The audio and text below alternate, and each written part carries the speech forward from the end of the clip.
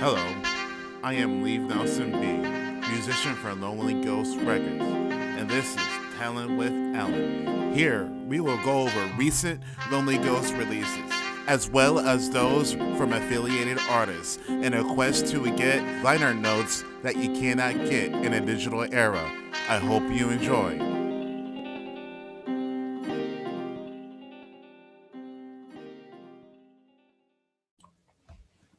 Man, this has been a lot nicer since I actually upgraded to the professional version of Zoom. I can, Oh my God, it's so much better. yeah, yeah, so much better. Yeah. So, man, I got so many filters now. I never use them though. Yeah. I like I pretty much only use Zoom anymore for D&D games, and one of the people in one of my campaigns has it through work. So we just use his like work account, and we have like full Zoom, and it's so great. Yeah, it is nice. It is nice. Now that I can record directly to the cloud, which I don't use and I Yeah. should use, but uh, it's whatever. Yeah, I'm also actually after our conversation last week, I actually ordered Blue Owl coffee Oh, and nice. That's it awesome. shipped there. So yeah, Yeah, that's what I I'm haven't drinking been right there now. in a while. I rode out there in the summer because it's like right near a taqueria that I like to go to. But during the winter, it's like, oh God, I'm not riding my bike anywhere. I don't want to fucking drive there. Like, Yeah, I mean, man. So you're obviously from Michigan. I'm from Ohio. I'm actually from Ohio. Oh, okay. So why the Yeah. betrayal? Oh my God. Everybody asks me that. It's so, oh my God. I, I don't give a shit. I'm actually born in no, I Florida, know. so I know. It's just funny when I told my family that I was moving to Michigan, they were like, "Oh, so you just hate Ohio now?" And I was just like, "No, my friends offered me a room that's really cheap." should have been Like, like, yeah, yeah, Ohio yeah. fucking sucks. Yeah. Like, fuck it. Why would Yeah. I want to do this? I mean, why would me? Yeah, I'm trying to be a musician, and Michigan has like the White Stripes and Sufjan Stevens and Yeah. George Clinton and MC Breed, and not to mention Some Mhm. Village, and a band called Death, and So you much know, good music in Michigan actually though. in every genre of music, Yeah. there is like a landmark artist from Michigan. Like Whereas Ohio, we just have a fuck ton of metalcore. we have a song about the Kent State Massacre. That's Oh my God, yeah. Jesus. yeah, I mean, yeah, and Bone Thugs and Harmony. No disrespect to Bone Thugs and Harmony. Oh yeah. Oh my God, that's so funny. When I lived in Columbus, my landlord was telling me that the house next door to mine, which he also owned, Bone Thugs used to like live there. Oh, really? Yeah, like Wow. in like central Columbus. It was super cool. Yeah, I was like, "Can you prove that?" And he was like, and he did. He was just like, "Yeah, here's like the documentation or whatever." I'm like, "That is crazy." Like, But man, I mean, Columbus does have like Teos from Columbus who passed yeah. away way too early. Um, like there's a whole like mid 2000s like Columbus rap scene that I think Blueprint and RGD2 came out Oh of yeah. Hmm. copyright and yeah, those guys. All we have now is fucking 21 Pilots, though. That's like the Ohio band now, I guess. I mean, oh, and we have the Black Keys. Oh, Black Keys. Yes. Yeah. Yeah, we have the Black Keys. Yeah, that was a nice time to be from Ohio. Yeah. I actually saw the Rubber Factory before they destroyed it when they Oh ready to my record gosh. Rubber Factory. I've actually when I was in college, uh, there's this studio in Painesville where they recorded Attack and Release, Hmm. and I actually like got to record a band in that room, and it was Oh, that's sick. yeah, that was pretty sick. I actually did part of my EP point five. I actually did some of the mixing on on that console, Oh, so very cool. that was nice. You know, there were some interfacing issues Yeah. because I completely operate in 100% digital signals. Oh Like, my gosh. Yeah. and I have all these like analog like limiters and stuff like that going Oh, on, and yeah. yeah. God, it would be a dream to work on like a console like that though. I feel Oh like there'd yeah. be like a learning curve, but like, oh, it would be so cool. Yeah, I was very spoiled with it, especially like this is like one of my first EP come out like 4 or 5 years ago. Dang, that's so sick. So yeah, I was pretty spoiled with it. I think had headroom for days. So Hmm. yeah, it was very sick. I'll never see it again. I think the proprietor passed away a few years ago, and Oh, that was dang. sad. Yeah. So but man, love love your new record. Thank you. I'm So so glad that people like it. yeah, it is, and it seems like it was like a slow fall, like come up to this record because like you had some Hmm. singles on Spotify for throughout parts of like 2020, like Yeah. at least as early as the summer, which is when I first heard of you. Yeah, yeah. Well, that was the first thing that I put out. Like, I don't know. It was kind of crazy. Like, it was supposed to like come out last June before the world shut down. I was gonna like finish recording it in March before I went on tour, and then I was gonna like mix it on the road, and then it was gonna come out in June, and then I just like took way longer with it because I was like, fuck it, I like have the time. Um and I didn't feel comfortable putting out a record last summer when like protests and stuff were going on. That just didn't seem like it made a lot of sense. Oh, see, I definitely I put out 3 albums last year, so Well, yeah, I mean, like, there's no like, but no for need to, for like, a record like releasing anything. yours, like Yeah. I feel like it deserves its own attention without the world going crazy. And I think I just Michigan wanted was to take in. extra time too, you know? Like, I was kinda grateful to be able to, like, I don't know, take longer with it and try new things. Also, yeah, Michigan was on its own fucking wave of crazy. Yeah, yeah, that Especially, like, living in Lansing, I can see the Capitol, like, from my house, so, like yeah. I just realized I'm wearing a Detroit Vipers. oh, it's so sick, though. This is the second day in a row that I wore a Detroit Viper, so they have two of them. I'm Oh, actually wearing a nice. matching pants right now too. Like, but that is a sick ass mug, by the way. Thank you. I love the handle. Mm. Yeah, So I got cute. this at Burlington Coat Factory, I think. Ah, yes, I'm such a I don't know, I'm kind of a slut for a good mug, so anytime I go thrift shopping, I'm just like, "Where are the mugs?" Yeah, but yeah, like in between like the government kidnapping and like Yeah. and people just like camping at the Capitol and like breaking windows and shit, like that's gotta be like because this is like this is Lansing, Michigan. Yeah, right.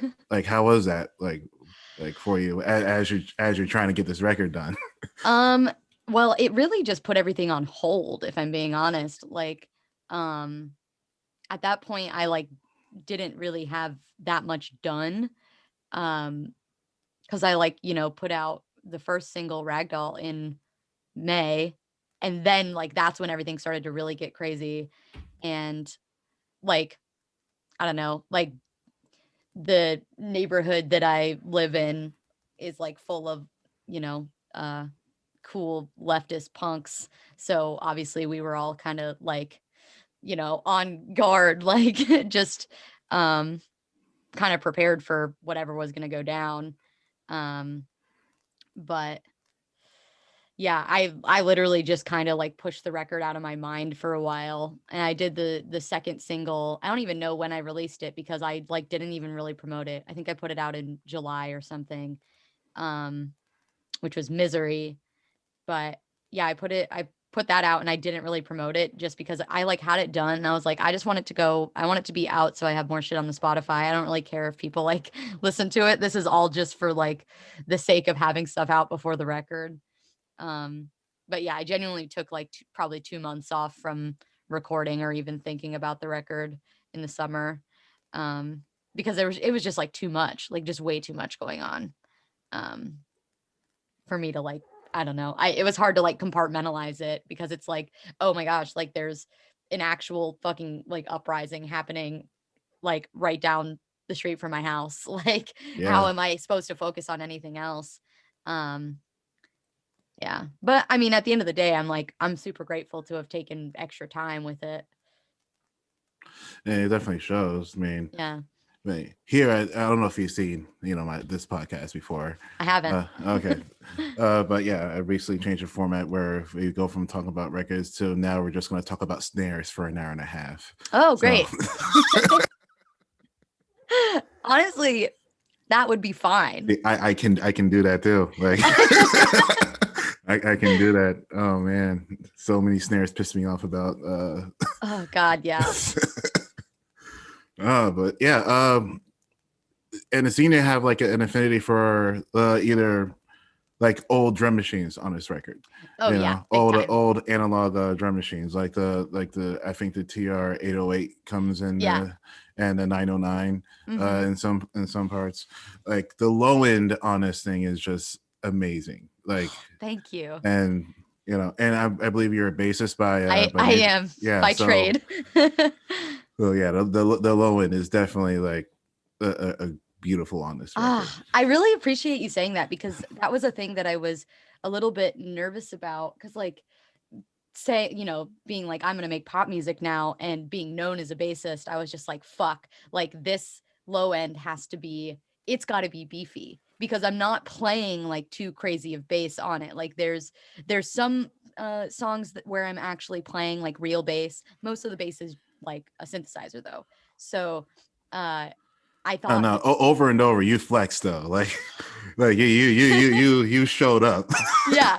And I'm like, what the fuck, man? She's Yeah, I mean that was kind of the intention too. I really and I don't have a really sophisticated setup for recording the bass. So I kind of played with the marriage of that kind of weird thumpy uh like vintage analog bass sound and combining that with like the old drum like Roland drum machines, like the combination of those two things, like that is like like excuse the phrase, but it's like literally music to my ears. Like when I hear those like really vintage bass combined with like an 808, I'm just like yes, that is like everything. but yeah, so yeah, we usually go song by song. So man, these are not my notes. Uh-oh. Okay, those are also not my notes. I am so ill prepared for this. Do not worry. But the intro track, in a pinch. Yeah. Shortest on the record. Yes. So well, the way I think about this particular record is that um like I forgot what the Bjork album was called before, and like I think the only thing I can compare it to like thematically is probably like Little Broken Hearts. Only it's more like by Nora Jones, Yeah. and in which it's like it sounds like a breakup album, but it's not like Oh yeah, not at you know all. you know It sure sounds like one though. and it sound and it's unique in a way that you actually give the other side a spot and over, Yeah. and that's something new that was something novel, and it's not even like it's actually like an honest other side of that equation, not just like Mhm. a caricature of that side of the other side. Yeah. And but like in a pinch, how does that introduce the album for you? So what's kind of wild about that song is that it was the first it was the first song that I wrote after and the version that's on the record, that's literally just it is the phone demo that I made of that song in like mobile garage band like 4 years ago. Um and I never really thought it would be on the record. Like when I was mocking up all of the track listing, I was just like, yeah, Ragdoll probably starts it because you come in with like a single vocal and a single kick. And there's just something special about starting a record that way. But the more I was like trying to figure out what songs were gonna go on it, I kind of I kept coming back to In a Pinch and being like, I feel like this is important like to the narrative. Because it's one of those things that I wrote in like a moment of like actual like despair, and I never really acknowledged what I was really like, the feelings that I was writing about it, because at that time I was like freshly experiencing and like forming new trauma, and like I hadn't really like, I don't know, I hadn't figured out any of it yet. So I thought it was an interesting contrast to start with this like lo-fi song that like was, you know, happening to me in the moment, and then go straight into Ragdoll, which is this like very like produced song, where I like had like come to terms with all of it at that time. Yeah, and Ragdoll is pretty is it goes throughout the themes of the record. You know, the defiance of it, the determination of it, Mhm. and it definitely shows off like how bass driven this album is going to be. Yeah. Oh yeah. That's I was so like, so the bass on that was written and performed by Kevin Prochnow from Just Friends. Um and when I had the song like basically finished, like for final recording, I it had like a bass line in it, just like a synth, like low kind of sub synth bass. Um and it sounded cool, but I was just like, there is something missing. And then like that like that day, as I'm like finishing this final mix, I realized that Kevin posted that he was taking bass commissions, and I was just like, this is what it needs. Um and he just, you know, ripped it as he does, being so incredibly talented. Um and it just like it completely changed that song for me. Um and it kind of became even more anthemic than it like already was, just by adding that like really hearty low end, and being able to like have a friend um contribute in that way was like so special. And the song is triumphant Oh, at the for end of it, sure. you know, and I definitely appreciate that. And I also appreciate the because for me, like from me and my compositions, and you know whatever people call them, uh, like the ad libbing on this track is also very great, Oh, and cool. and just the use of snares as accents Yes, was a very I was a nice love the choice. drums on that song so much. Yeah, you know, and how did you process your vocals? That was a question that kept on coming back to me listening to this record. Like, I so my like vocal chain was like, uh I don't know. It's so weird. People have asked me about the vocals a lot, and I like I the mean, post thing. production is like 50% of what I do. So like, Yeah. Well, so I was mostly obviously there's like a good bit of reverb, but not too much, because I did want to like kind of showcase the fact that this vocal sounds good without that. And I had some like compressors on there. I don't really like the compressors that I have right now. I've just been using a lot of like stock ones, but yeah, sorry. I like the vocal production is almost like an afterthought, which sounds terrible.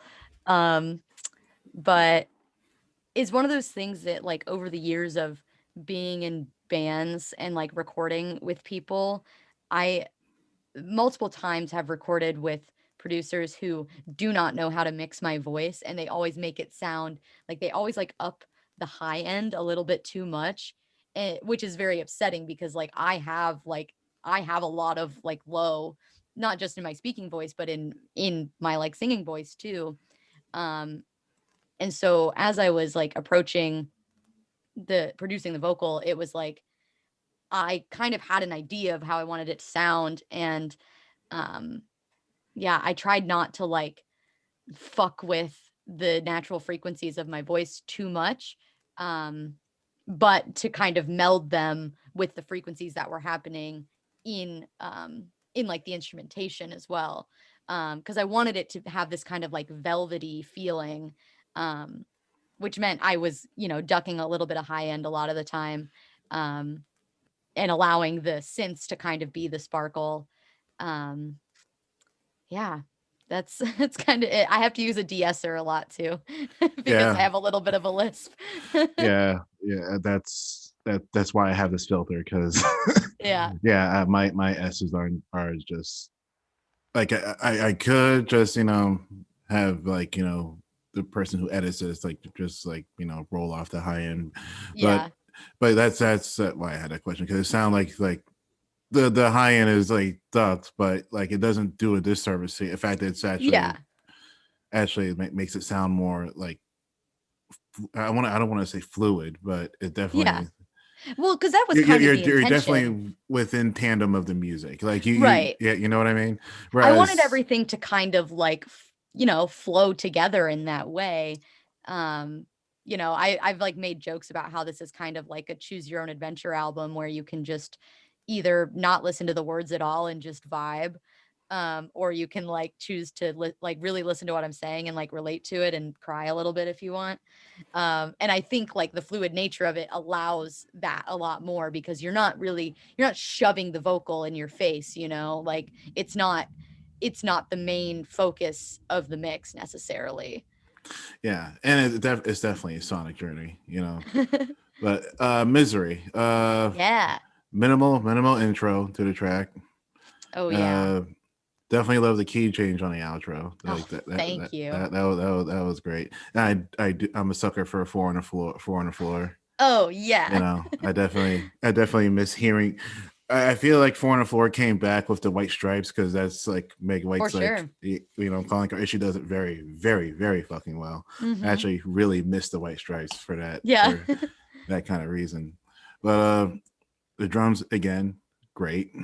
Yeah. uh, I really like the drums on that. I obviously love the drums on this entire record for the most part, but but yeah, I just think from a production standpoint, Misery is like so fucking cool to me. Like the it hits so hard and I love that. Like there are just like little things that cuz like I don't know, I'm sure you understand, but when you're mixing like you're kind of just letting it vibe and just like tweaking things here and there. It's like a little puzzle, you know. it's wrong until it's right. Yeah. Yeah, that's how I look exactly. at it. It's like a sculpture, you know. Yeah.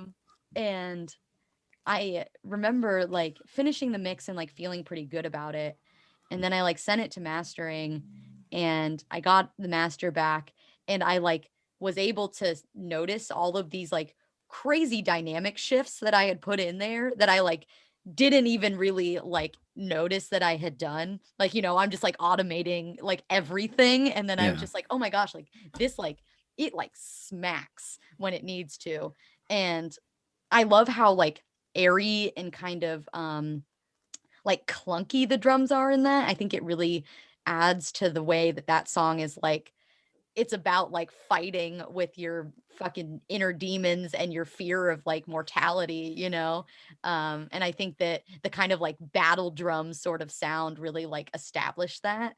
um yeah, and like I don't know, it's interesting because that song's not very popular, but it's like by far one of my favorites on the record. It is a great song. It is a great song. Now, piss poor excuse to stay in bed. I believe like hearing this one was the first one that made me think of Bjork Oh, hell yeah. and her album debut, Mhm. or is it post? No, I'm thinking of debut because that was the more upbeat, Yeah. one. By the way, she did an unplugged performance of that record. It's Wait, strange. what? Yeah, it's such an electronic album that she did.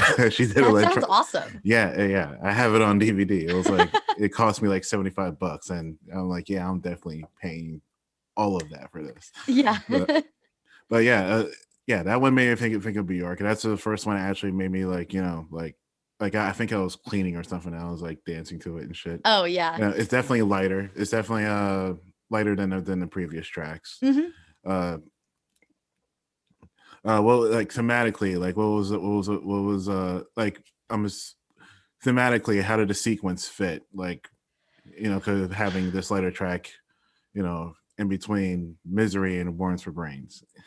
So, It's interesting because that track is light, sonically speaking, Oh yeah, but sonically speaking. but Thematically, this album is dark as shit. yeah, But but yeah. like thematically, it's see that's a perfect example of the kind of like choose your own adventure thing because Yeah. like thematically it is like pretty dark and it's about me being like terrified of climate change and also worrying that like all my friends hate me, um, which classic feelings, Oh yeah. um, but it was one of those things where I wrote that song. It was one of the later tracks for the record. It's probably the second to last track that I wrote. Um, and I actually wrote it like last summer, when I was already starting to track the album. Um, and I guess my choice in it was like it kind of came sort of naturally. I was trying to think of like the narrative of it all and um the first, like section of that record, let's call it, that has, those three singles right in a row, it's kind of like the you have like the trauma, you have like the aftermath, and then you have like the day to day of like living with that. So, because you have like the thing that actually happens to you, and then you have like the your own like personal questioning in misery, and your own like uh fears and the way that it kind of what's the word I'm looking for, it kind of like builds to like a fever pitch, and then piss poor excuse is just like day to day living with depression, anxiety, any mental illness really, um and the way that like I don't know, you can kind of convince yourself to just sort of say fuck it all.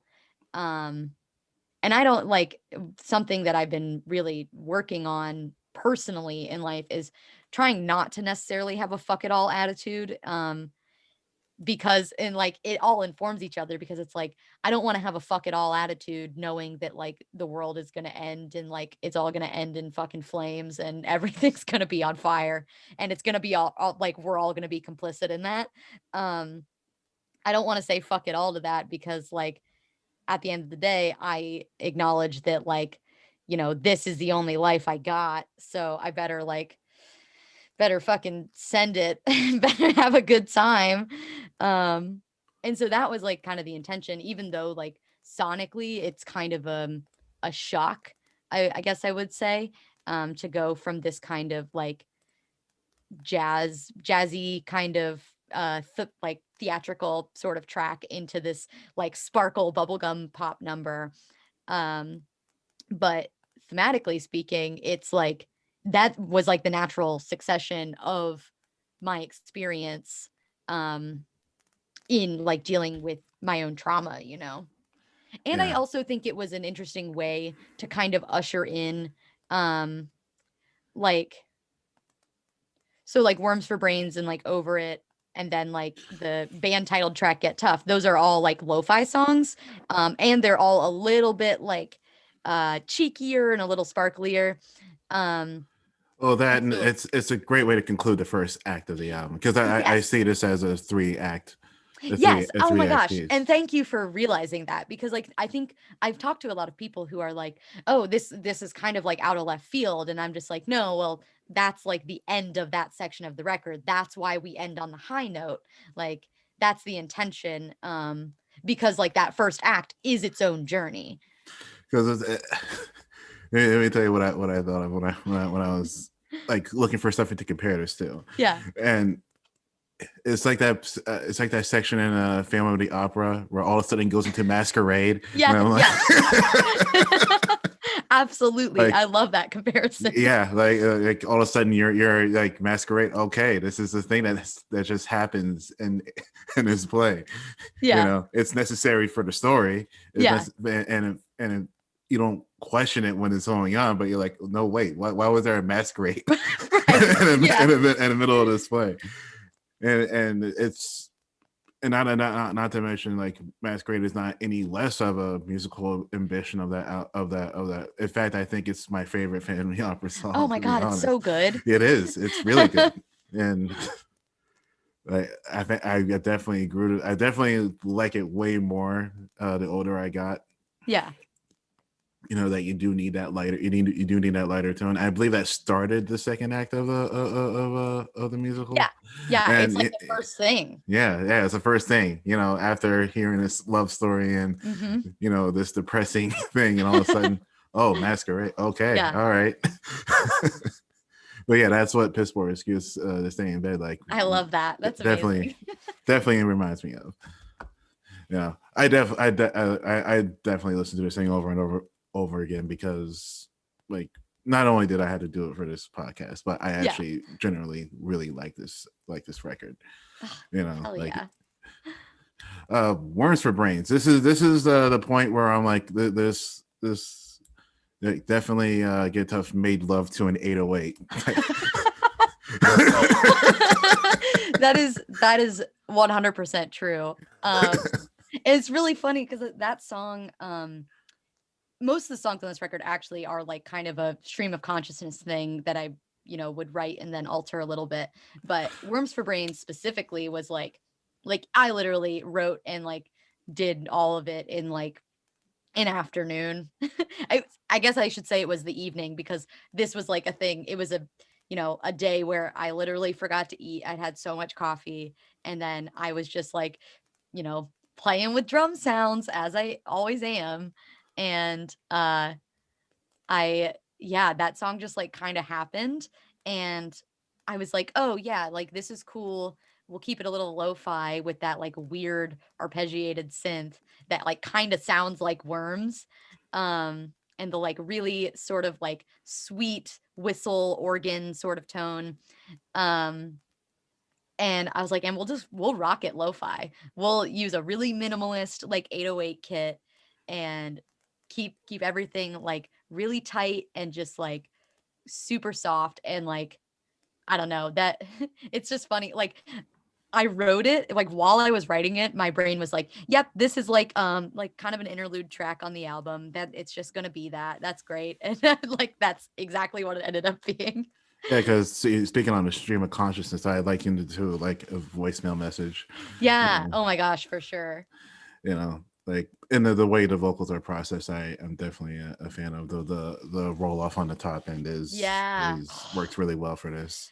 Yeah, and it's kind of it's a little bit of a love letter to like all of the like lo-fi music that I love, Um where like it feels very like visceral and genuine and it like I love the way that it just sounds like your friend like calling you and just being like, "Hey, this is like going on."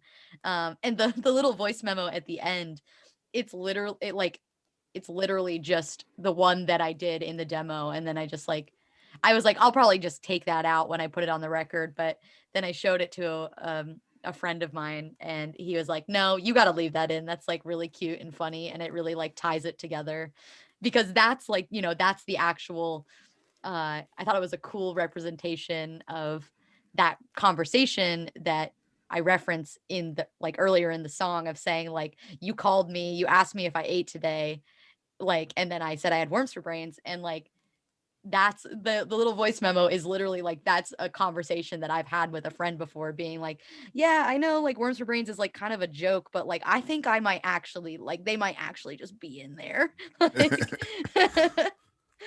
Because I like this song. It reminded me of the fuck was that Rihanna song?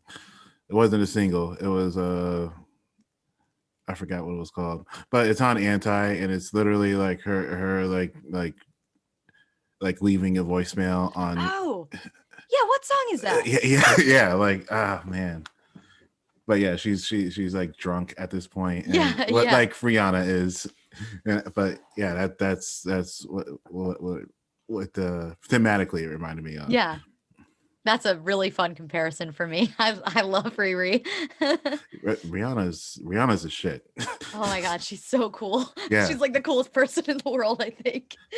yeah. I always ask people like Beyonce or Rihanna at work. Oh, it's yeah, it's definitely Rihanna for me, but also Yeah, I'm like I have mad respect for Beyonce. She's Oh no, obviously she's a it's not. legend. Not There's that like no the other comment. is whack, but Yeah. like for me, Rihanna's just more like I feel like Rihanna has been through what she sings about more Mm, often than Beyonce. yeah. At the end of the day, Beyonce's super rich. Yeah, I mean, I mean, so they're is both Rihanna rich, at but this they're point, both super rich, but like like I feel like one is like sings about like way more personal stuff than the other. yeah. And like Rihanna's always been like I love diamonds, even though it was like Mhm. I think that was written by Sia actually. Yeah. And man, that album that had diamonds on it, So No Love good. Allowed is my shit. Oh Uh man, oh god. Anyway, over it. yes, yes. Over it. Okay, so yeah, you went crazy with the bass on this track, Thank you. and that was in the and I noted like the vocal delay on this. What was it, a delay or was it a reverb? So it's a combination of both. Okay. So the vocals Uh, on that song are mostly the I use the Waves Ovox. It's like a vocal okay. resynthesis plugin, um, which has like a harmonizer. There's like a tuner on it. On the main vocal, it's just like I use it as like there's like a very low like synth layer under the main vocal. Um, and then obviously like I roll back the like cut off a little bit on that to kind of give it that lo-fi sound. And then the harmonies have like actual there's like extra harmony like ducked under it. And then they're like tuned to hell, which I thought would be like really fun. Um, I like had a lot of fun putting together this song specifically from a production standpoint because I knew that Sleepyhead was going to be on it and I knew we were going to kind of have this like SoundCloud sort of vibe going on. So that allowed me to kind of relinquish all of the ways that I'd been really like pop producing everything up until that point. I was able to kind of throw that out the window and really play with like the sort of lo-fi end of things. And I just it it's kind of that song kind of grew out of nowhere. I was just like uh honestly, I was just really, really stoned. And and I was just like sitting at my desk and like playing with the MIDI controller. And I wrote the synth line that like repeats through the whole thing, which is it's like an organ. Um, And it's ironically funny because like the song is like a disdain for repetition. yeah, that's literally yes, that is like the thing. Because it's about that like, you know, when you're having that like cyclical conversation with someone and you're never gonna get to a resolve. Um, and like, I don't know, at the end of the day, like that song is like it's about the cyclical conversation, but the reason it's so cyclical is because like nobody will tell like there's just a lack of good communication because it's in my life like that song is about like I had like a falling out with a friend and in like they just wanted to tell me their intentions and I just wanted them to say they were sorry, and it would have been totally fine, but we just kept having this conversation where I'm like, just apologize to me. And they're like, well, I didn't mean to hurt you. And I'm like, but you did. Like that's and Like it's you're okay. denying my experience here, Yeah, but like like it's okay. Like I can forgive you. But like I need you to say that you're sorry. Um, and so that like kind of synth line really because I didn't have like intentions of what I was going to be writing about when I started demoing out the instrumentation for that song. And as I like made that little synth line that's just like going over and over again, um, I I was just like that. It brought that to mind for me of just like having this kind of like thing just running in your head, and it also reminded me so much of uh, like the kind of the inner monologue that a lot of people with mental health issues have, you know, where your brain is constantly talking to you and constantly firing all of these words to you. And I always say that I have a constant inner monologue, but I also just have constant circus music playing in there. Um, and that kind of sounds like circus music, which I really enjoyed. Um, I can understand that. yeah, I constantly recite like Wu-Tang rap verses yeah, to myself in my head all the time. Like yeah.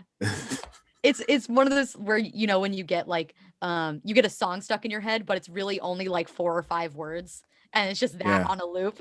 yeah. Yeah, it's literally saying, Chinese chicken for over and over again in your head. The one that happens to me all the time, my brain will go, "Stop! In the name of love. Man, Stop! In the Michigan name to the of blood love." marrow. I see. And that'll just go on a loop over and over, and it's just like, "Oh my gosh, can I stop in the name of love, please?" Um, but yeah, sorry. I just want to say No, that I appreciate there's nothing. The only way you can look more Midwest right now is if your Carhartt hat was like bright orange. oh yeah, which it totally should be bright orange because it's like my favorite color. Yeah. Like, oh man. But I am definitely Midwestern, but I identify as Appalachian because I grew up in like very oh yeah, southeastern Ohio. yeah. That's true. Yeah. But I think that's like a similar aesthetic. Honestly, like growing up around like dairy farmers and stuff is pretty similar to like growing up around people who like, I don't know, who live in the north. Yeah. I mean, Ohio is like 99.9% like farm Yeah. and small town like I don't want to say small town race like Ohio and Michigan and Indiana and all had like sundown towns Oh and yeah. some of those you can tell when some of those towns have that heritage, Yeah. Oh, for sure. yeah, and yeah, small town Ohio is it's an interesting place like Oh, it sure is. but it's also like the only place that like that ICP could have the gathering of juggalos was like in Columbus, Ohio. Oh my God, it was in Thornville. Because Yeah, like just a little bit east of Columbus, I believe. Yeah. yeah, because I where I went to high school is like 20 minutes from there. Like 20 minutes further east. And then like where I grew up is like even further east than that. But like um yeah, so it was always really funny when the gathering was happening because there would be a lot of juggalos staying at hotels in like the city that I lived in. And until I like understood what it was, I was always so confused that like every year suddenly there were all these like clown folks, and like we had juggalos in town because like, it's Ohio. It's a Midwestern Um thing. Like it is it's a part of the heritage. Midwestern Like thing. Yeah. I like ICP, and I Yeah. think as far as fan bases go, the Juggalos are like the nicest. They're pretty You cool. know, and Uh yeah, they are. They're pretty nice. Like yeah. one dude like gave me like food and shit. Like Yeah. like like no Tool fan has ever done that for me. Like Yeah, for sure. nobody who likes Nine Inch Nails has ever given me $5 for a water or some shit. Like Right. Oh my God. That's funny. Oh God, uh what were we talking about? we're talking about over and over and over. So like what so the synth line came first, like Yeah.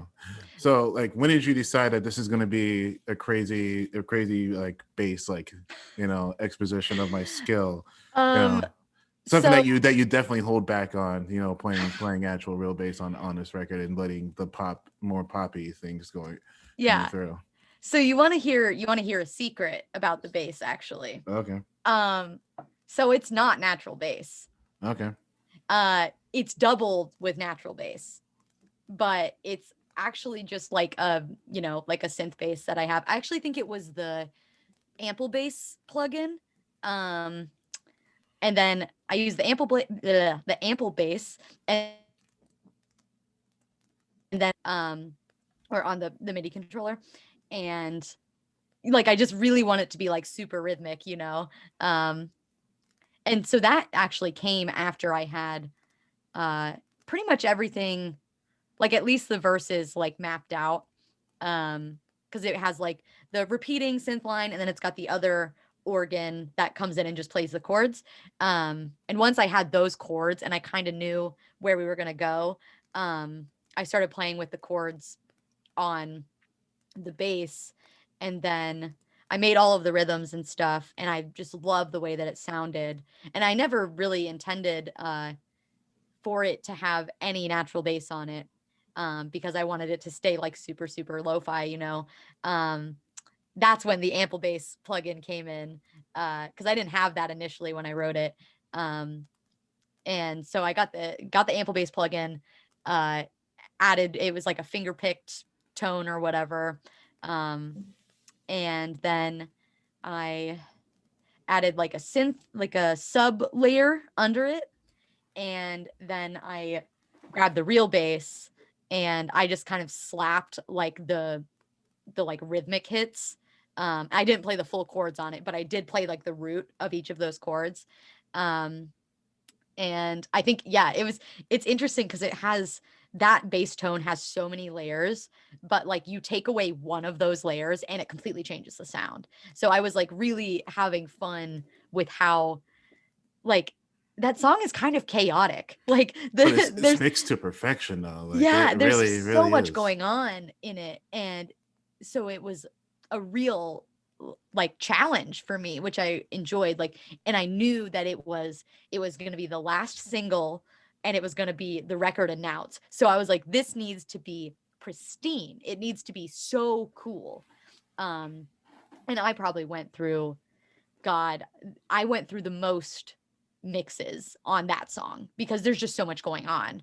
Um, and every mix too was like, I was even changing tones there and like changing plugins, like swapping things out because I was just like, something is missing. And it ended up being that the bass, like, I just needed everything to just be there, like right in the center. Because I had initially like panned some of the other stuff out, because I was like, oh yeah, I want it to kind of like, close you in. But I ended up just like pushing everything straight to the center and just being like, no, we're gonna put this bass like in your face. And it's gonna it might hurt a little, but like we're gonna just smack you with it. And I just love the way that it sounded. And then getting when I finally got the feature from Sleepyhead, I was just like, oh my gosh, I was so over the moon. That was Um, such a good feature. Like oh, they're just they're opening up so with like ain't shit to good. talk about. Like, oh, okay. Yeah. this Oh my this god. is so going there. Okay. Yeah. Oh my god, it's so cool. I remember the way that that came to be was like kind of wild because I didn't even know that Jesse had that project at all. And I my band The Weekdays was on tour with their band Insignificant Other, like a couple summers ago, and we were playing in Birmingham where they're from. And Jesse did a set, a Sleepyhead set, and they're playing, and I was like, oh my God. I was like, this is like, I didn't know you made music like this. And I am like, oh, like, this is so cool. Like, and immediately after their set, I was like, one, why did you never tell me that you do stuff like this? Two, we need to do a song together. And they were just like, yeah, anytime, like, just hit me up. And so when I like demoed that song, I was just like, yo, is this the one? Like, would you be down to like do a verse? Um, and they said yes, which was very cool. And then I remember like, everything got crazy during the summer. So we kind of like put everything on the back burner, and they kept hitting me up being like, "Hey, like when do you need this by? When do you need this by?" And I was just like, honestly, like as long as I can have it by like November or December, like we're good. We're cool. And they called me out of nowhere one day, probably in September, and I was just like, "What's up?" And they were just like, "I'm gonna be real with you, RB. I'm so high right now, but I'm ready. I'm ready to record this right now." And when you're in the So zone, you're in the yeah, zone. and they were like, "Can you send me the stems again because I think I lost them in my email. I send them to me right now." And I was like, "Okay." And then they sent me the feature like that night, and I was just like, "That's so cool." Um, and oh, I feel like I had something else to say about that. God. Oh, and it's cool because that like don't want to talk this out, ain't shit to talk about. Um, that is a reference to one of their other songs, which I love when people do that. And that song like wasn't out yet at the time, and they were like, "Hey, I hope it's okay that I like reused some of my lyrics." And I was like, "Oh yeah, I mean, like I don't care, like it's your art, like whatever." And then they put out the song that's in, and it's so sick. I was just like, I feel blessed that these are part of the same like cinematic universe. Like, Yeah, like hey, that's a cool ecosystem that yeah, you guys got going on. it's Wow. really fun. I want to do so much more with them too, because I loved the way that like we kind of melded. Uh yeah, I don't know. It was just really that song is like so special to me, like having them on it. I don't think it would have been something I loved so much otherwise. Also, Yeah. as I was demoing that song and I was writing the like over and over again thing, all I could think of was that Nelly and Tim McGraw song. Oh, over and over again. Oh man, I was just like back when I was in high school, because I have a strange relationship with Nellyville, the Oh entire yeah. album.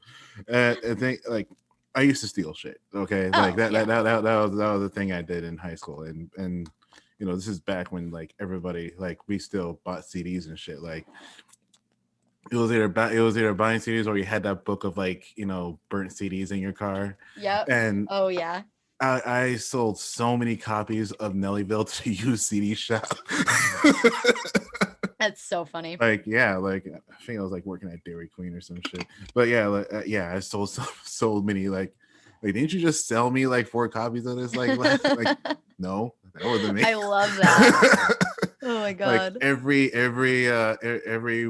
Chevy Cavalier had like had like a copy of Nellyville in it, and Yeah.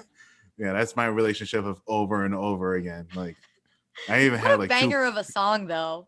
Dude, that's like you remember the time when that song was all over the place. It's like Oh yeah. that one Beastie Boys song, Intergalactic Oh yeah. Planetary. Like that song took over the world like for like 2 years Mhm. straight. It's just like there's like there's a periods of time that I associate with different songs over and Yeah. over again. It's definitely one of them. Uh, Intergalactic Planetary is another one. Clint Eastwood by Gorillaz is Yes. Oh my definitely one. gosh. I love Gorillas. And In the End by Linkin Park is like Yeah. Oh. another one. Those are And all so like indicative of their time too. yeah, they can only come out during Yeah. when they came out, you know. Yeah. Yeah. Oh God, Nelly and Tim McGraw over and over again, being It's kind of a being banger. tangentially related with over it. Yeah. Oh Yeah, man. god. But the next track is oh no, so I do want to say something about over it is that that's the song that I immediately have to play again. Oh Like yeah. yeah, as soon as I hear it, I have to immediately play it again because it has a high replay value and it's so minimalistic and Yeah. so intriguing. But you get pulled into this narrative Yeah. that you're I think the presented. arc is really, really cool. Yeah, That was like a thing that that I don't think it really had until I like got the feature in there. Like it because having the feature kind of helped the story along.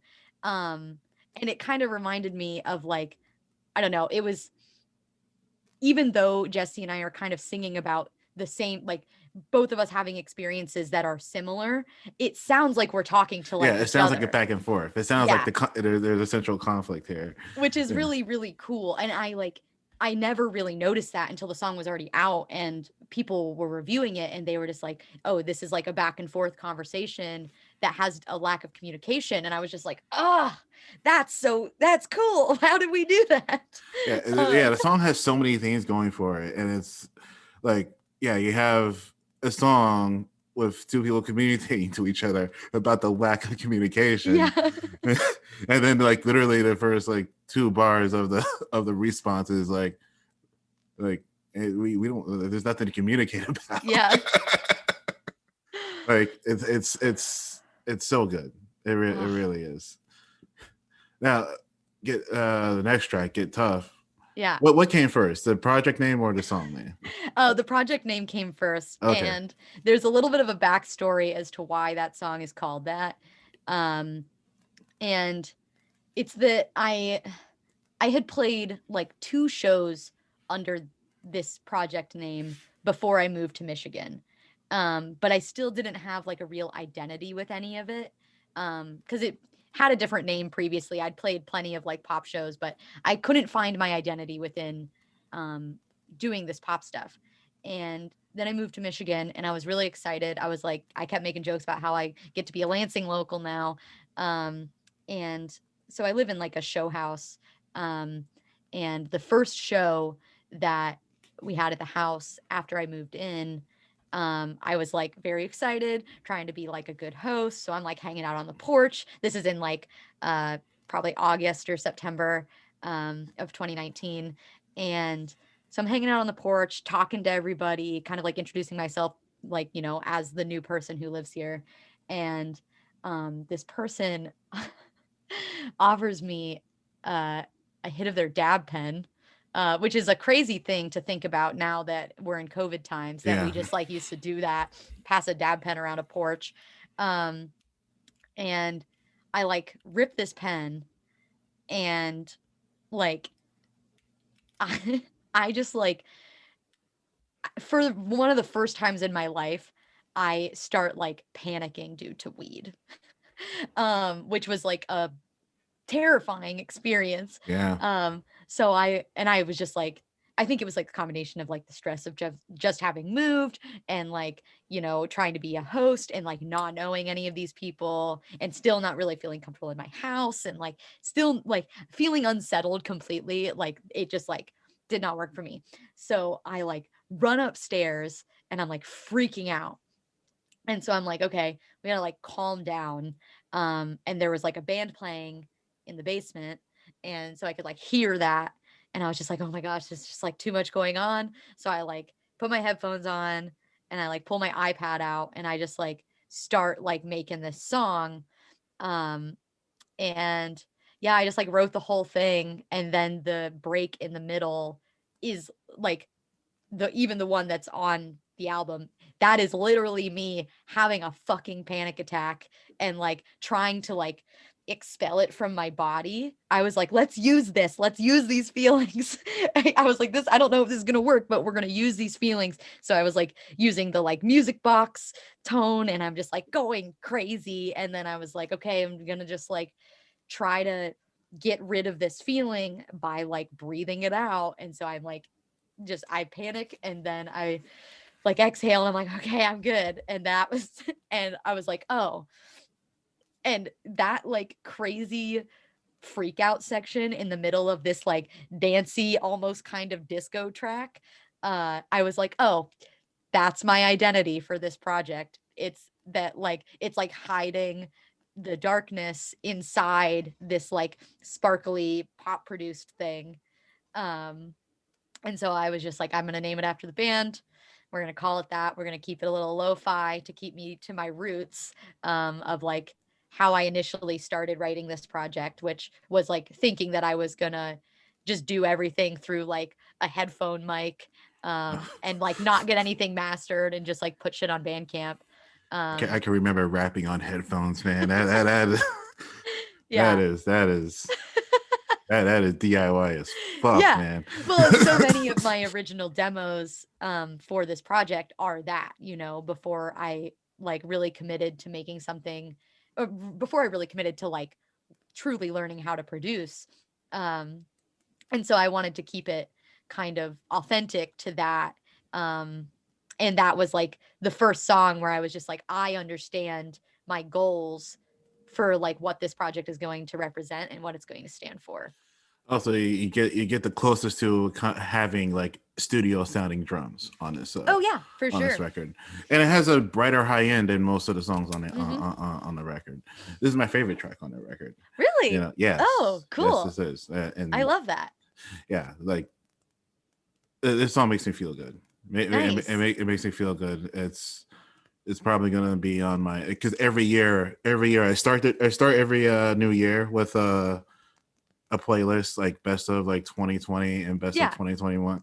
This is the first song on best of 2021 Oh, hell this year. yeah. That's So so cool. yeah, This is Yeah, the one that people have talked about the least to me. I had like really. one, yeah, when Because I don't know. I feel like this is there are certain songs that like I think Portishead when they finally released Third, there was yeah. like a song on there called what the fuck was it called?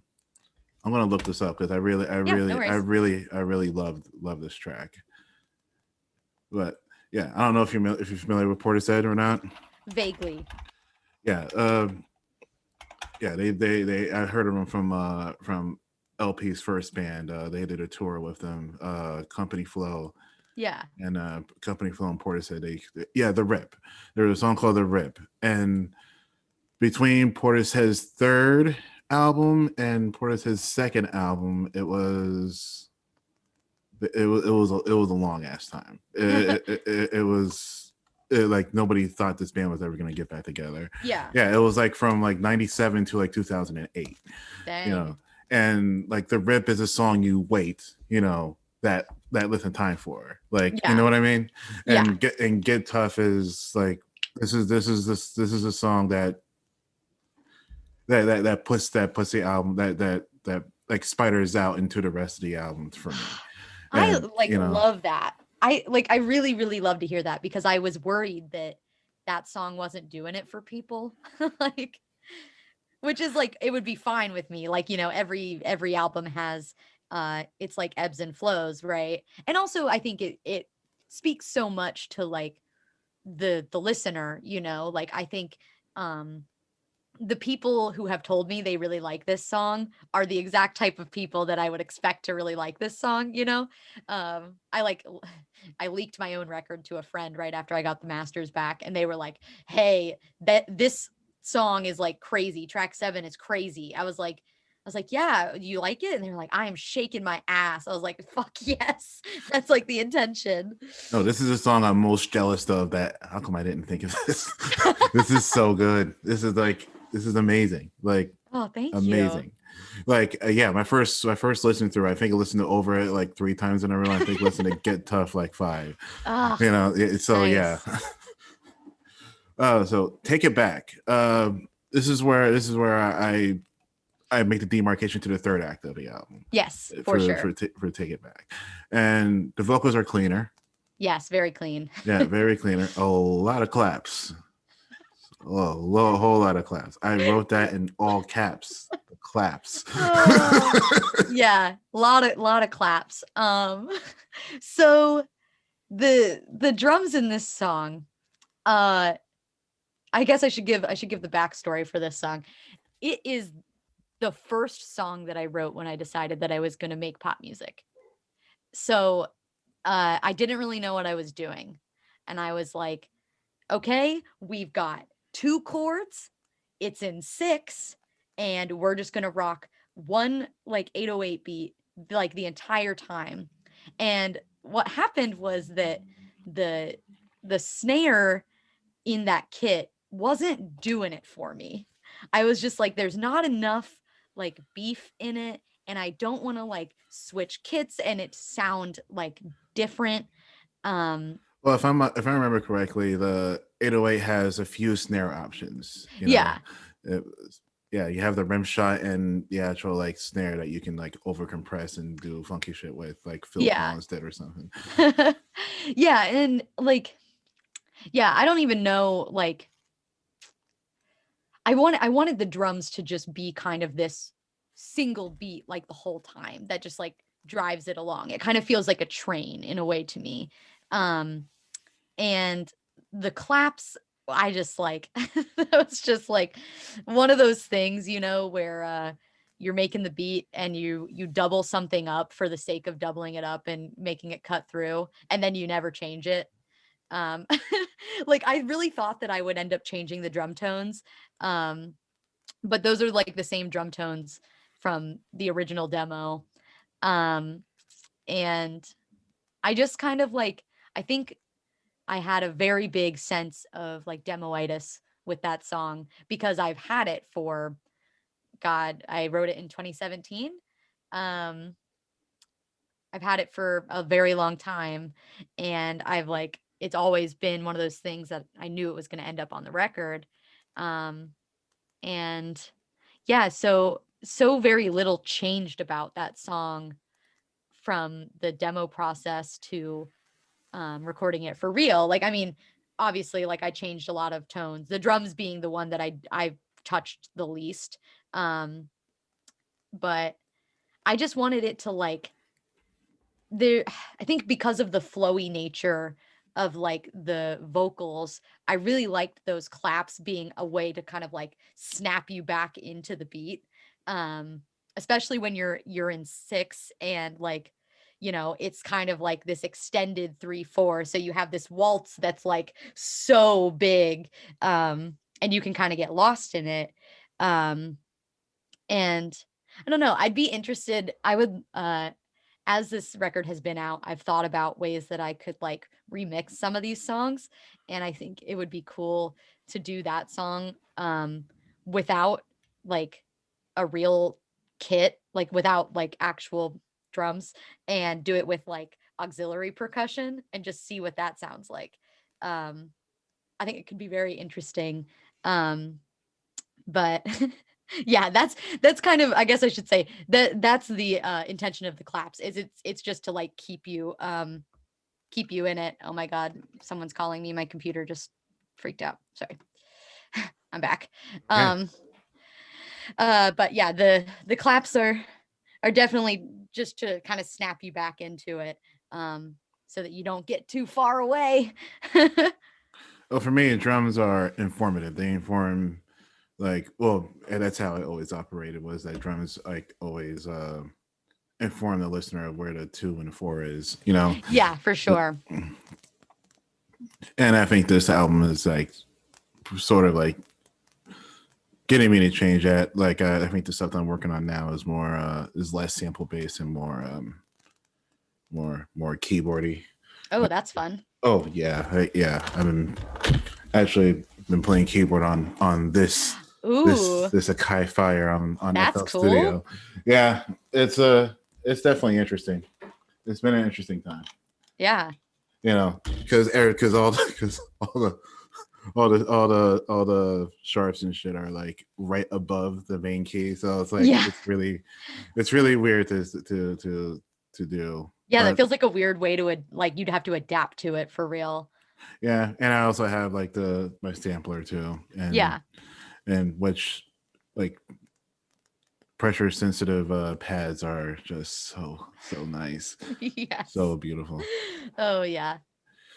But it's also like it feels like the song has like a grievance to take it to settle, you know, Yeah.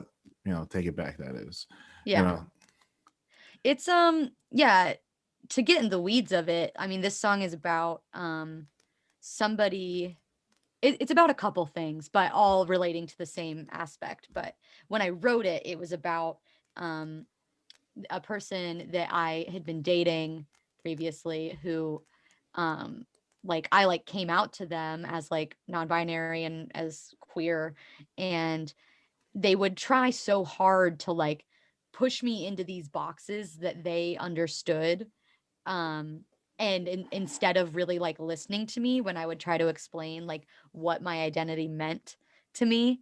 um and yeah, so this song is kind of like it's that grievance of like um realizing that some people who like called their love for you like unconditional um can like completely just change their minds about that on like the turn of a dime, because it's also at the same time about like that experience with like my family and the ways that like I've never really felt truly accepted within my identity, even to like I'm not asking anybody to understand, I just want to be acknowledged for like, you know putting in the effort to like be the person that I am.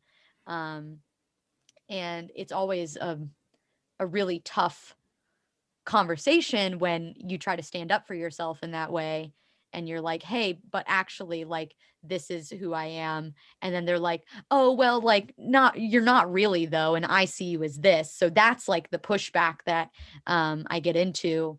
in that song. Um, and yeah, and then the last refrain being like, why the fuck did I even let you in the first place? It's like, like I completely, when you feel like you wasted your time by even like trying to get someone to understand, um, and somebody who claims to like deeply care for you, and realizing that that's like conditional, it really, really sucks. Um, and so I decided to just sing my little heart out about it. Man, that's uh, that's the that's kind of what we do, is isn't yeah. it? Like, and I can definitely understand being put in boxes. Like, if I have my afro out, I guarantee you, if I'm at some place and people want to talk to me, hey, you know what you look like? God, man, Oh you know how my many times I've been god. told I look like W. Kamau Bell or Brother Question? Oh Like, my god. I remember I was at a, oh man, what was that fucking place? Oh no, Kalahari and Oh, Sandusky, nice. Yeah. and me and my ex girlfriend were in a hot tub, and I think literally the day before I just got like I was telling her about like the old ladies at work, like saying, you know what you look like, and then I'm like, I have to like be nice about it and just Yeah. take it, because Oh god. once you start doing that, once you start saying, you know what, I'm tired of hearing this shit, because you know one black guy with an afro, Yeah. you just gotta be that, because like at the end of the day, they don't know what they're doing is bad, and they think Right. they're being nice and shit, so you just kind of have to take it, or else you're just going to sign your own target on your back. Yeah. And we meet this couple at this hot tub at Kalahari, and and and I'm just like, I'm waiting for it, and I'm waiting for it, and I'm waiting for it, and like literally the day prior, she's like, "Oh no, don't, you shouldn't have to take that." So, like, no, you just have to take it. Yeah. And then it happens, like, "Oh, you know what you look like," and like we were talking to these people for like a half hour, having a nice conversation, and oh, here it comes, here it Yep. comes. Only God. only way it could have gotten better is if they would have said, "Oh, you're so articulate," or some shit like. Oh my god.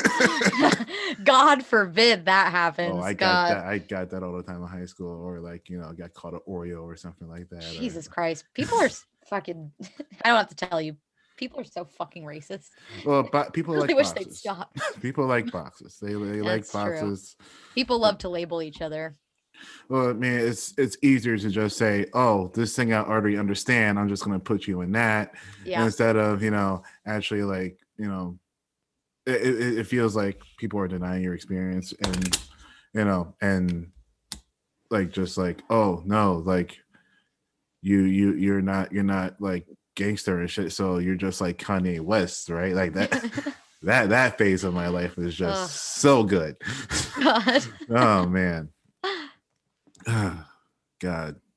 I honestly do love being black, though. It's nice, but Yeah, I mean, also not nice. you But should love yourself. That's, I mean, at the end of the day, what else do we have to keep us safe other than our self-love? I know, and even I admittedly like have had some road bumps when it came to like the non-binary thing. Not because I'm an ignorant fuck, because Yeah. like, because I don't know, like it took me a while to get used to calling people they and them. You know what I Yeah. mean? And like the best advice I've gotten was just apologize, and Yeah. try, like Apologize, move people are on, try understanding. again. Yeah. Because I know what it feels like to be like, boxed into something that you're not, so. Mhm. But ex post facto, this is a Yeah. bigger song.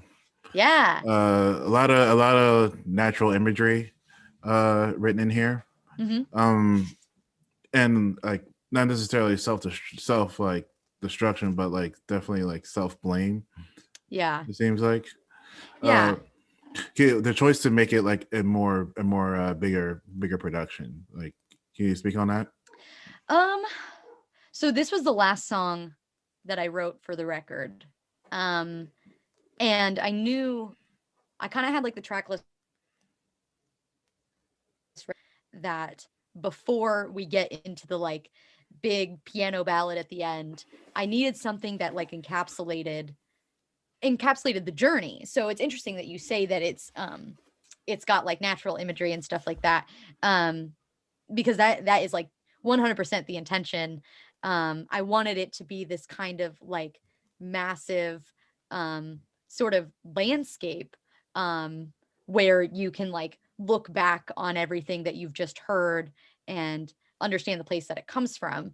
Um, the production was, it's interesting because when I first wrote the instrumental, it sounded way different. Like the tones were a lot like, I guess the best word I can use to describe it is like bloopier, very like closer to the stuff that was on like Piss Poor Excuse or like Worms for Brains, stuff like that. And then I was just like, when I finally figured out what the like rallying cry of that song was, like, when will I shut up and be kind to myself, you know? Because like this song is about like, it very, very literal in the beginning, saying like every morning I wake up and regret everything I've said or done. Um, Well, the and path to then, forgiveness is a long one, yeah, yeah. especially when you have to forgive yourself. Oh God, forgiving yourself is the hardest one. Yeah. Um, and so like leading it in with this kind of like, which it's a very affected piano, which you could probably pick up. It's interesting to be able to talk about this record with somebody who does production, Yeah. because I feel like you probably It's pick up a amazing. lot of the It's sounds. great. um, you probably pick up a lot more of the sounds than other people that I talk to. So when I switched it to this kind of just like very affected piano with just these like hits, um, that was sort of to establish the setting of like, uh, waking up. And what I likened it to was waking up on tour and like the night before feeling like you said something really stupid, to like either somebody else on the tour package or like somebody who you were like chatting with outside, and like feeling like you misrepresented yourself, because of like social anxiety. So that kind of just like airy, like affected piano and like a little bit of the drums, um, that was kind of the like, when you're a little bit groggy and you like are looking back on everything that happened the night before. Um, and then, we grow into, there's like that little interlude between the sections, between the verse and the chorus, I should say. Um, and like having that pause too, like it's easier to be in the water when you start to bleed, like, um, kind of like, I don't know. That was kind of a self, uh like, I don't know what to even call it, like self-flagellant sort of thing, um where like when you start to like self-sabotage, like as long as you're like just surrounded by people when that happens, like then you just can't take it back at that point. So like then you don't have to care about it because like it already happened. Which this is all just like self-blame, this is like the ways that we just piled these feelings on ourselves. Um Well, especially when you speak on being on tour and like meeting somebody who's like waited to see you for like maybe yeah. weeks, maybe months, and you say something stupid, and it's like, oh, I waited like 4 weeks for that, Yeah, right. like Exactly. yeah, and I feel that way when I release music every time. Like, oh Yeah, shit, this is Leave Nelson be. Okay, right. I'm gonna listen to something else. Yeah. Yeah, but then we get into the chorus where, that's the kind of conversation with yourself. And I think that when you are in this cycle of self-blame, um, that's the point, like when you're talking to yourself in the mirror or just talking to yourself, whatever, that's the point when you are the harshest, and I so often like genuinely tell myself like, hey, quit being such a sad sack of shit, just like shut the fuck up and like acknowledge that like you are the only one overthinking this. And that was kind of the intention with making that chorus so big, and having so many like choral layers, um, was that it is all of my like, it's my external self fighting with the internal self, and hoping that my external self being like, hey, inner demons, shut up. Like, and hoping that like that voice can be louder to kind of deafen the cacophony, of the like cyclical self-blame and like self-sabotage. Um and the more I like went about it, the more I was like trying to, finish up that song, I realized I was like, I really need this to be um like a gang vocal at the end. And it's not just a gang vocal, it's like a choral vocal, which I was really, really happy about. Um and it's really just it's like a ton of layers of my friends in Pancho Villa Skull. So the two of them both did like multiple vocal parts. And then my friend Molly O'Malley did one part. And I just kind of like formant shifted and like spread them out a little bit and like, fucked with the timing a little bit. Um, and that was like kind of the representation there was meant to be that like um when you realize that everybody else has this like inner turmoil, with themselves, and that at the end of the day, like your friends wouldn't hang out with you or these people wouldn't interact with you if they thought you were a horrible person. Which is a thing I have to remind myself all the time, where especially after like hanging out with friends for an evening or something, and then the next morning I'm like, oh my god, I said so many stupid things, they all hate me so much, like why, like they don't want to hang out with me, they don't want me around. And it's like, no, they do, you're overthinking this. So putting the big choral vocal there was in one way, other, having other people say I also go through this, but on the flip side being, those friends that you were with who love you unconditionally and who don't think you're a terrible person. um but at the end of the day, like that moment is fleeting, you know which is Yeah. why, we're at this huge like mountaintop, which we reference in the second verse. Like once you're at the top of the mountain, you can look back on the person you used to be and you can heal those wounds. And but it's way easier to do it later on once you've grown and changed than it is to find peace in that moment. um and we have this big mountain for that final chorus, right? And then there is this sombering realization that like that's a fleeting moment, and you're gonna have to have this conversation with yourself over and over. And it's not gonna be fun, but maybe one day you can fake it till you make it. And yeah, find real solace, and find real self-love. um I hope maybe one day we can all find that.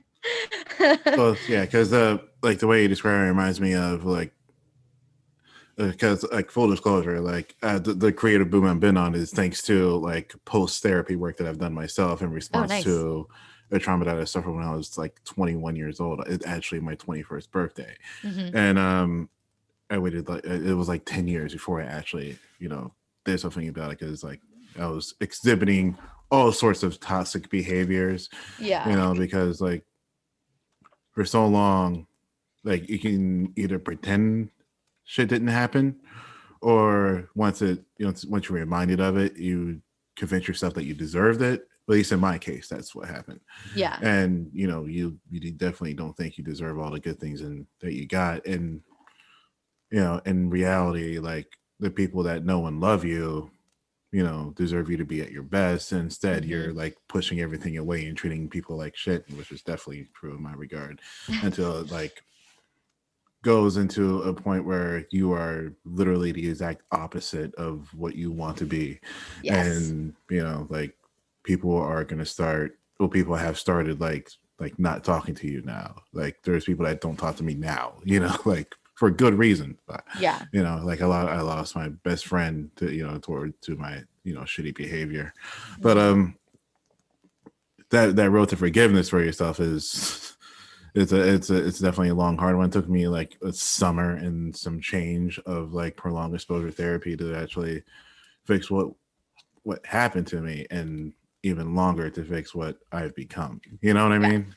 Yeah. And that's my relationship with this record Yeah. I mean, particularly. that's like a really profound statement too, to like uh that you become like the opposite of who you want to be and who you should be for the people that you care about. Um, because I feel like, yeah, that is like that is like so ultimately true. And if you isolate yourself because you fear like the person that you are and you fear the way that you are naturally, then you're just alone.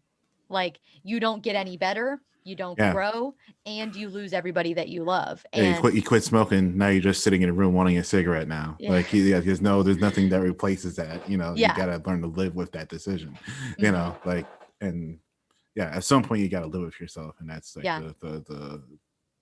the pardon the imagery, but that's the mountain that you have yeah, to get over because like, yeah, it's one thing to admit that you got a problem and go to therapy for it and or get or whatever the intervention, and realizing that you're shitty. It's another thing to like go day to day, and hmm. that's that's the Well, because hardest it's part. work. It's work forever. Oh, it's Like every day. You have to make that every day. decision. Yeah. Yeah, every single day. All right, now for the closer. Yes. Uh, there's nothing here yet. Uh, my initial notes were like, oh, this is really like this is chaotically beautiful, and it builds up into this this crescendo moment, and then it has like this somber ending that is if just as somber, if not more than it when it started, because it Hmm. reminds me of like early like what's the first? No, it's just a self-titled album. The first Dresden Doll album. Oh my God. Yes. Yeah, where it starts with a good day and ends with truce. Is that Hmm. am I okay? Yeah, it reminds me of the progression of that entire record. Where like Hmm. you're beginning at yeah, like at least sonically, it reminds me of it. Yeah, that's cool. Um, it's interesting because this song initially was like a bubblegum pop song. And I never thought it was gonna be on the record. Um, it was just never one of those songs, you know? And I mean, this record couldn't have ended any other way. I know, and Yeah, it's crazy now to, yeah. like, realize the growth of that song, because it was, like, this bubblegum pop song that I wrote when I was, like, homeless and really just going through it, um, with, like, seasonal depression and, all that good stuff, um, and then me and, my roommate, Emma, who plays piano for me whenever I need to do, like, a live stream, um, we were getting a set together and she was like, "We need like one more song. Do you have anything that's like easy that I could just like learn?" And I was like, "Yeah, I have this song that's like two chords. Um, we can just like mess with that." And then she started playing it on our like horribly out of tune piano. And I was like, "Are you sure those are the right chords? Because this is like dark." And she was like, "Dude, this song is dissonant." I was like, "Oh, news to me," because it initially was so bouncy and like so poppy. And I don't know, as we rearranged it for that set and further on from there, as we were finishing up the record, uh, I was just like, it like has to be like, this is the last song. Like this is just exactly the encapsulation of all of it. Um, especially considering that like so much of this record is about my very tumultuous life over the last like 3 or so years, and the middle year of that being um, one where I was homeless and like really doing a lot of writing during that time. Um, and this is the only song from that time that kind of lived through that. That like that I actually ended up putting on the record.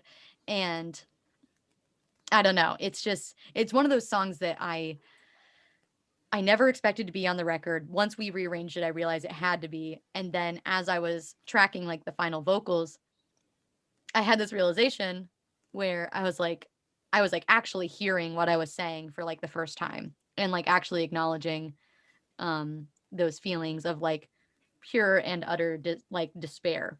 Um, and that's kind of why it ends with that extremely somber vocal at the end.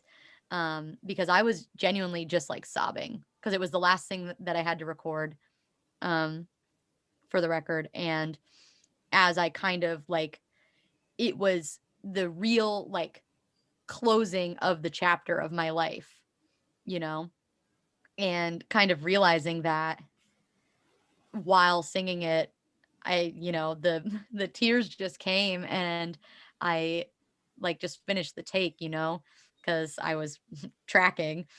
And then I sent it to a friend and I was like, is this cool or is this weird?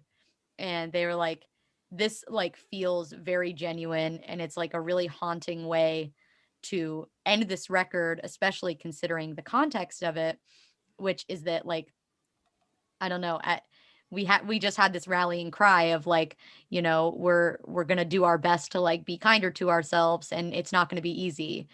Um and then there's nothing here yet is kind of the real encapsulation of everything on the record, and saying that like this, like, your trauma and your mental illness will always be a part of you. um and it's going to be a cycle, and it's going to be hard, uh and we have to just live with that. um and yeah, I really love ending on a melancholy note. I initially, like, one of the track listings I did, I had Ex Post Facto and Nothing Here Yet swapped, and ending on kind of a, like, Ex Post Facto still kind of ends on a melancholy note, but it ends on this like kind of cheeky acceptance, but the But it's real, very like metaphory. You know what I mean? yeah, Like, for sure. whereas this sounds more literal. You know? Oh yeah, it's like it's so literal. And to end on, just the acknowledgement of like, of the cycle, and feeling so drained and so exhausted. Um I think it's something that a lot of people can relate to. And yeah, I it was the only way that I could think to close that chapter. And the noise section, that part is really, really fun. Um it was never something that I expected would be there, but I really wanted it to have this sort of crescendo, and I didn't know if we were going to do that with, just a big piano build and some like vocal stuff. But Emma and I, when we were like sitting down and like arranging everything, she was like, "What if you just put like a noise section in here?" And I was just like, "I could play around with that." And so basically that whole noise section is, um it's full of samples that I've taken over the time of like writing this record and going through these experiences that informed the record. So pretty much over the last 4 years of my life. Um, and it's got like, it's a lot of stuff that I like recorded while on tour, or like while I was like homeless and like living in my car. Um, and so it's got like, one of the samples is like my friend Larry talking about, like, drunkenly talking about Langoliers while we were at Fest a couple of years ago. There's cicadas from my friend's porch in Kansas City, when I was just like going through it. There's the sound of a green room space heater like powering on that I just thought was like a weird sound. And then there's even the really fun samples that are in there are uh the original acoustic like writing session voice memos for There's Nothing Here Yet and Take It Back, um are both in there, like pitch shifted down, um and like slowed a little bit, and they just like create this kind of like hellish sort of feeling. And then of course, like, the noise section is led in and ended with the same BMO sample, which was a tie back to when I initially wrote it, uh, because I initially had a BMO sample, or that specific sample actually, in the like bubblegum pop demo. And it felt really good to be able to throw that back in kind of as a nod to the person that I was at that time when I wrote that song and when I was like really, really experiencing all of those emotions. Um, and it's interesting because like, you lead it in with the phrase that like life is scary and dark, which is true. And then that phrase ends with, but like, that's why we must find the light. But it's hard to find the light sometimes. So it was an interesting thing to be able to kind of play off of that sample for the lyrics of the last verse and to let everything like the cacophony drop away. Um, and then it represents kind of the moment when you realize that like you are all you've got truly, like at the end of the day, at the end of life, like you have to live with you. Um, and it's not going to be pretty and it's not going to be easy. Um, but maybe maybe one day we'll get through. There's not that optimism at the end of this song. But I think that's important to it's an important It's a exercise. real conclusion, you know. Yeah, it's an important exercise in honoring our emotions, to be like this shit sucks, you know, and it's just never going to stop sucking. Yeah, I mean, you when I was in basic training, I was in the Air Force for a while. When I was in basic training, the basic training doesn't get easier; you just get better at it. Yeah. You know that's the same. By the time you're in your fourth or fifth week, you're just so used to it, and you get better at it. It doesn't get easier for you. Yeah. It just gets you just get better at it. Yeah. But yeah, that's the perfect way to end this record.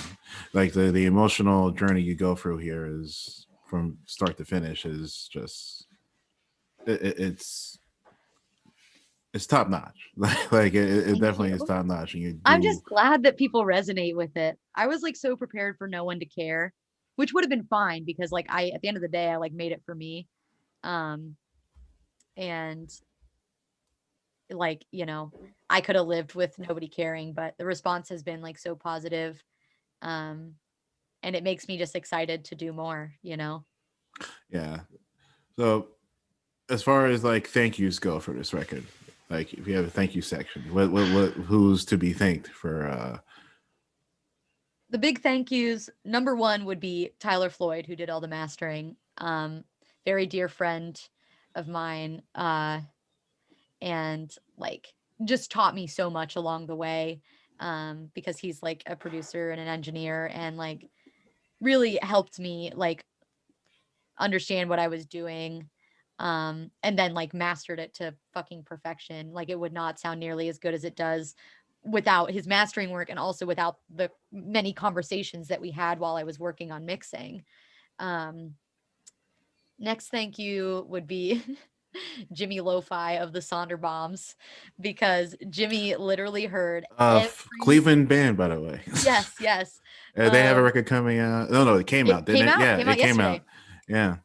Yeah. Yeah, Jimmy heard like every single thing that I wrote while I was like trying to figure out what I wanted to do with the record. Um, and would give me like really real critique and like feedback. Also another person that I talked a lot about production with because, he produces stuff too. Um, and yeah, I just like he was the truest like sounding board for all of the stuff that I was writing, and all of the demos that I was making. Um, I mean, everybody who's like on the record, so like Kevin, and Jesse and Molly and Londo and Tino and Emma, my roommate who played the piano on the last track, and arranged it. It's so good.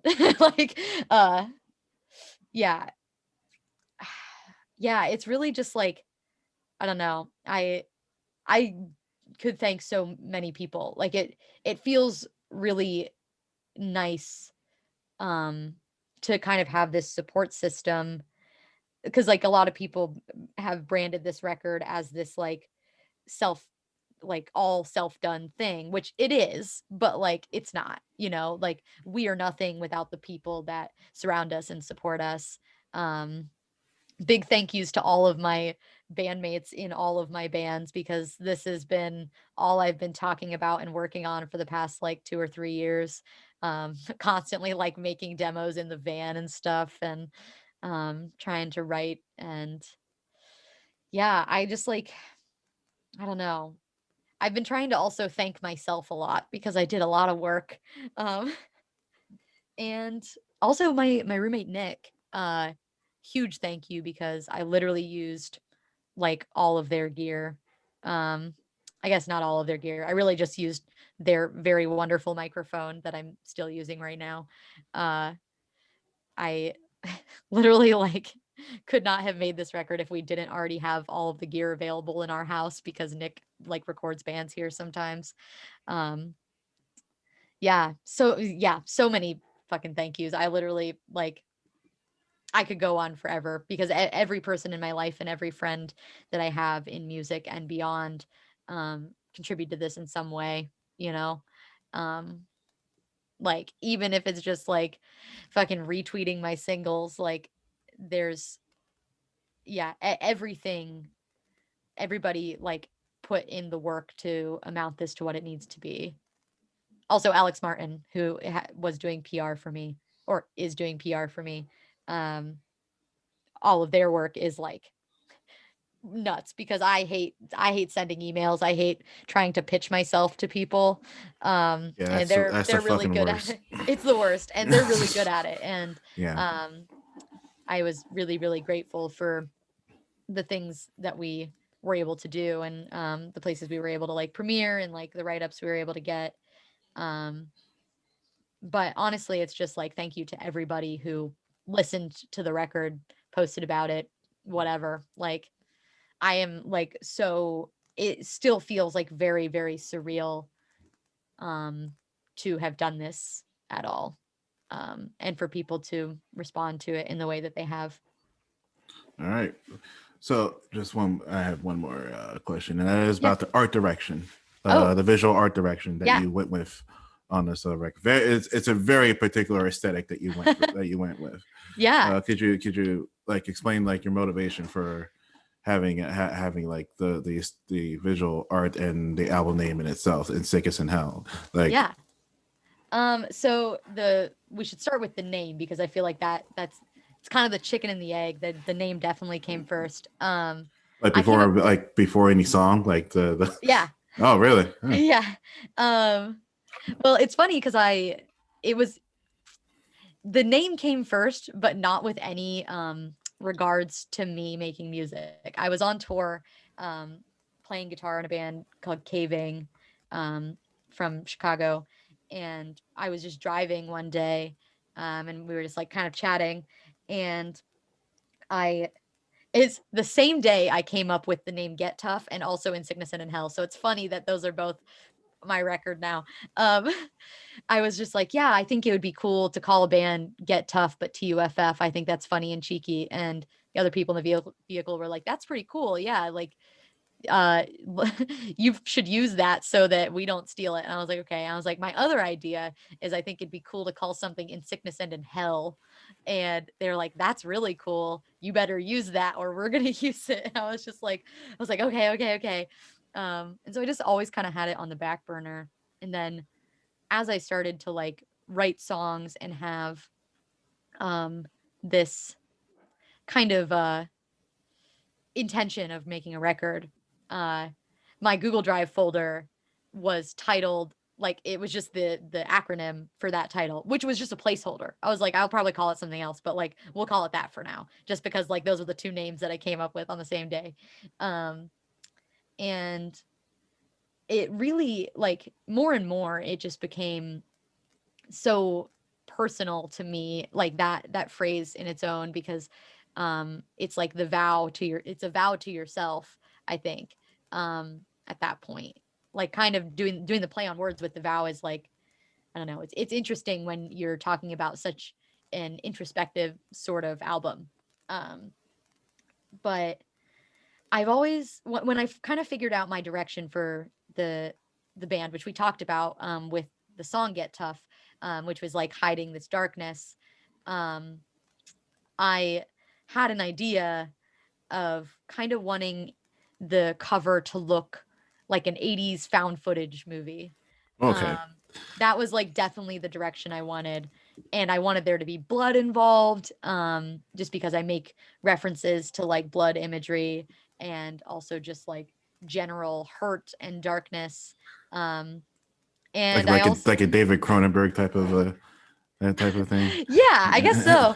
Uh, yeah, I was like, I guess it's interesting because I don't have it's hard to have like true artistic inspirations. I think I just like I draw so much from I really love horror movies and I always have. So it's just like I think it's just the combination of all of the visuals that I've ever loved from horror and also the intentions of this band being dark and and it's also like kind of a preview of the direction that I'm going because I'm gonna get darker, like, like imagery wise and like sound wise. That's like the intention.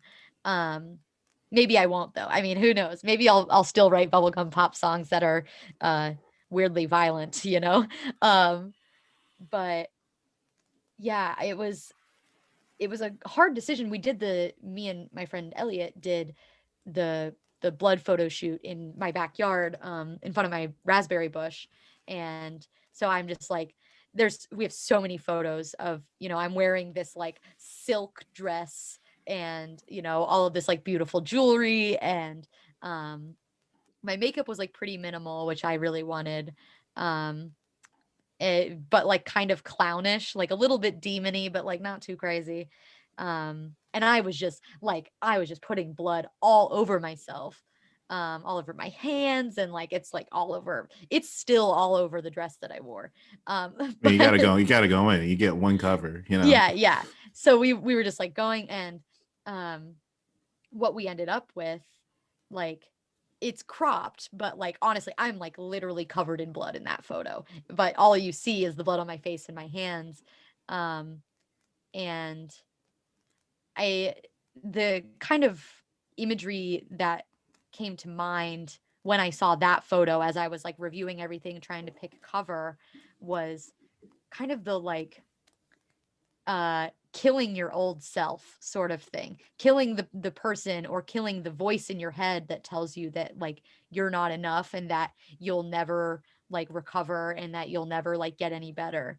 Um so uh and it's crazy because we had the album cover before I finished the last track, but on the last track there's a no the one of the samples in the noise section uh is my friend Larry saying, uh, they're things that eat your past. And that was like a perfect encapsulation of the record as a whole and also the imagery of the cover, which is literally just I love the visceral imagery of like killing your past self and eating them. Yeah. Um, and I, yeah, and kind of like becoming the kind of the hero of like your own story, but through the lens of the fact that I really love like devil imagery and like horror in general, demons, blood, fire, all of it. Like that's just like the imagery I've always wanted. Um and it's a fun contrast, I think, with the record. Even though the record is very dark, like the cover is like very dark. So I think it puts people in the mindset that I want them to engage with the record in, um, which can make it almost unsettling when you get to a song like Piss Poor Excuse that's so dancey and like so fun. Um, like to know that like, the person making it and the person writing it or the character in that story is actually like dancing around like covered in blood and like dancing around a fire or something. Um, yeah, I love the idea of now, like, it's like I've been in sickness, I've been in hell, and now, like, maybe I'll just become like Queen of Hell or something. Maybe that's what's next. Um, it's a fun Queen lead into of what I want to Hell. do next. Yeah. Because in my record 2.0, this is actually how I began this working relationship I have with the model that has modeled every single thing that I've released since Yeah. then.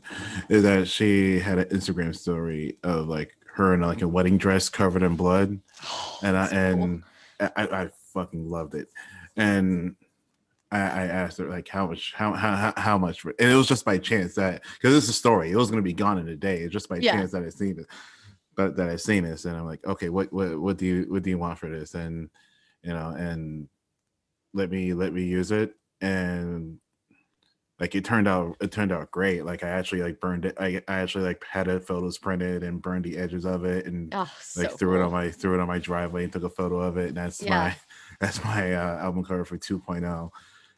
And like because that's that's what struck me about your cover. Like, oh shit, there's like women in blood. I don't know why I like this aesthetic a lot, Well, but I do.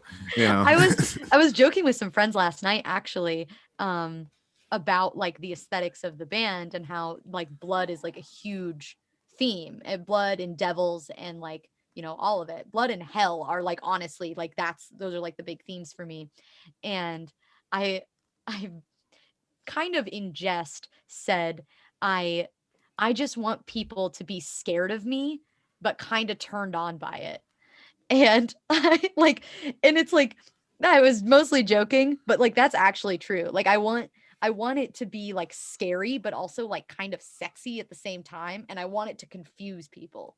Like And I'm not sure how I approach my album cover is just I contact Dennis, who's a model, and yeah. they pretty much, if I like something, I buy it from them, or Yeah. I have them do something for me, and it's been nice. I feel like now I have a muse or something to that Yeah. effect, you That's know. cool. And but I think like having somebody like that, and who has that aesthetic, who has that, that makes my stuff better, Mhm.